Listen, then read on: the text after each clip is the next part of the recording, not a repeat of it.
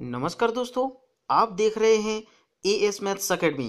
दोस्तों, आज आपके साथ डिस्कस करूंगा मैं यूपी पुलिस का कंप्लीट सिलेबस। दोस्तों, बहुत सारे स्टूडेंट्स का मेरे पास कॉल आ रहे थे, बहुत लोगों के मैसेज आ रहे थे कि सर अब उत्तर प्रदेश में पुलिस की वैकेंसी आ गई हैं, तो इसमें क्या क्या पूछा जाएगा और क्या क्या नहीं पूछा जाएगा। तो उसी के लिए मैं आपको लेकर आया हूं ये वीडियो। इसमें सभी और कंप्लीट इन्फॉर्मेशन मैं आपको बताऊंगा।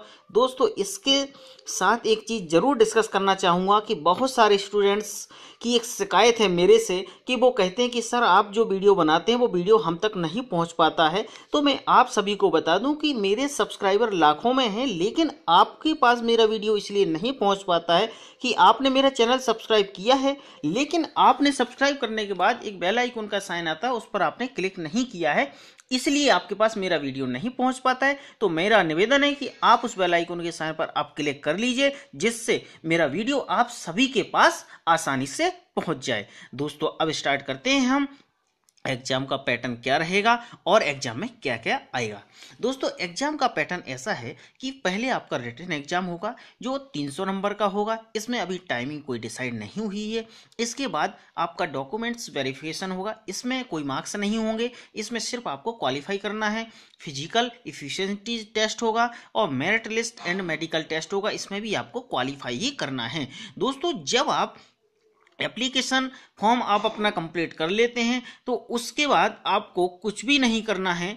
ये डिसाइड करेगा कि आपका रिटन एग्जाम कब है। जिस दिन दोस्तों यूपी बोर्ड आपका रिटन एग्जाम तय करेगा उस दिन आपका एग्जाम होगा। इसके साथ दोस्तों आपका जो फर्स्ट फेज रहेगा, फर्स्ट फेज का जब एग्जाम कंप्लीट हो जाएगा उसके बाद जो कट ऑफ आएगा, उस कट ऑफ के अकॉर्डिंग आपको यूपी बोर्ड यानी आपके लिए बिल्कुल कॉल करेंगे कि आप डॉक्यूमेंट्स वेरिफिकेशन के लिए और फिजिकल के लिए आ सकते हैं। दोस्तों, इसके साथ साथ इन लोगों ने एक चीज और दी है कि इन सभी चीजों के लिए जब आपका सिलेक्शन हो जाता है तो आपके लिए फिर एक अपॉइंटमेंट लेटर सेंड कर दिया जाएगा।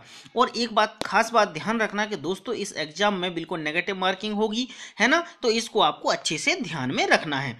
दोस्तों, इसमें अब सब्जेक्ट क्या क्या आएंगे, देखो जनरल नॉलेज आएगा, न्यूमेरिकल एबिलिटी आएगी, रीजनिंग एबिलिटी आएगी और जनरल हिंदी आएगी और रीजनिंग एबिलिटी।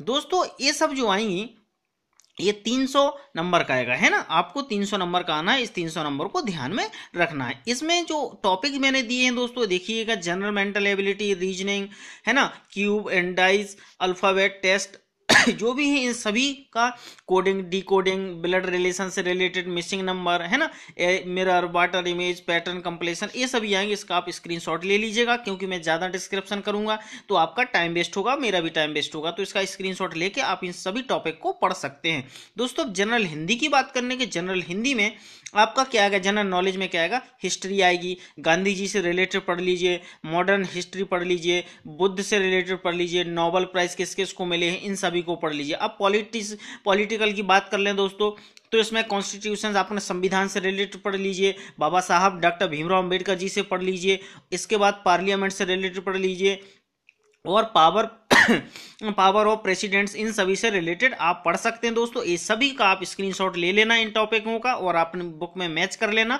उसके अकॉर्डिंग ही आप तैयारी करना। दोस्तों, इसके बाद अब आता है इकोनॉमिक्स में क्या क्या पूछा जाएगा। इकोनॉमिक्स में टैक्स से संबंधित आपका सिस्टम क्या है, जीडीपी पूछा जाएगा, इंपोर्ट एंड एक्सपोर्ट पूछा जाएगा, यानी इंपोर्ट और एक्सपोर्ट मतलब आदान प्रदान हमारे भारत में क्या आता है, बाहर क्या जाता है, 5 साल के जो प्लान है वो भी आप पढ़ सकते हैं।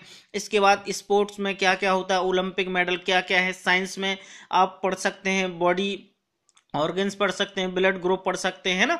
ये सब चीज़ों का आप बिल्कुल स्क्रीनशॉट ले लीजिए। दोस्तों, मैथ्स में आप क्या क्या पढ़ना है, मैथ्स में नंबर सिस्टम यानी संख्याएं पढ़ना है, एलसीएम पढ़ना है, एचसीएफ पढ़ना है, परसेंटेज, है ना, profit and loss, loss and profit, ratio, time, speed and work, distance, है ना, और time and work, average, simplification, mensuration यानी क्षेत्रमिति, एसआई, है ना, और सीआई यानी सिंपल इंटरेस्ट और कंपाउंड इंटरेस्ट, इन सभी को दोस्तों आपको पढ़ना है। तो इन सभी का आप स्क्रीनशॉट ले लीजिएगा और स्क्रीनशॉट लेके आप अपनी बुक में मैच कर लीजिए। आप अपनी बुक में मैच करोगे तो आपको सभी चीजें मिल जाएंगी। और दोस्तों, हिंदी भी आएगी, तो हिंदी में तो आपको पता है सभी को, संधि, समास, अलंकार, रस, छंद, है ना, हिंदी से परिभाषाएं, इनको कौन से कवि थे, क्या थे, इन सभी को हिंदी तो नॉर्मल आती है, आप सभी पढ़ सकते हैं। और उसके समानार्थी शब्द आते हैं, विलोम शब्द आते हैं, मुहावरे आते हैं, लोकोक्तियाँ आती हैं, सभी को पढ़ लीजिए। तो दोस्तों मुझे आशा है कि आप सभी को ये सिलेबस बहुत अच्छे से समझ में आ गया हो दोस्तों।